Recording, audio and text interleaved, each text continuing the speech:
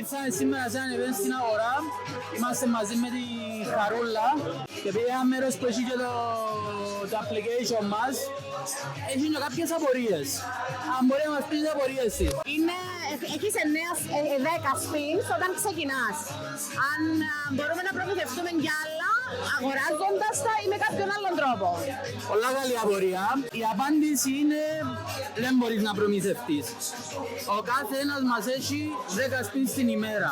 Ας θέλουμε κι άλλο, απλώς καρτερούμε την επόμενη ημέρα να ξαναγίνουν 10 εννοέξει.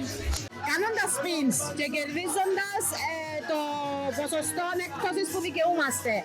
Μετά τι κάνω, γιατί εγώ έχασα ήδη 3 προσπαθώντας. Λοιπόν, αποθηκεύουμε το κουπόνι μας το οποίο θέλουμε και έχεις μέχρι το τέλος της ημέρας να το χρησιμοποιήσεις. Άρα, τηλέφωνο το μαγαζί, ναι χαίρετε, θέλω να παραγγείλω, μπλα μπλα μπλα. Έχω και επίσης ένα κουπόνι με τις πινιέτες 15%. Εντάξει. Όταν είναι να πάει στο μαγαζί, θα δείξεις το κουπόνι σου στον καταστηματάκι, θα σου κάνει την επιβεβαίωση ο ίδιος. That's it.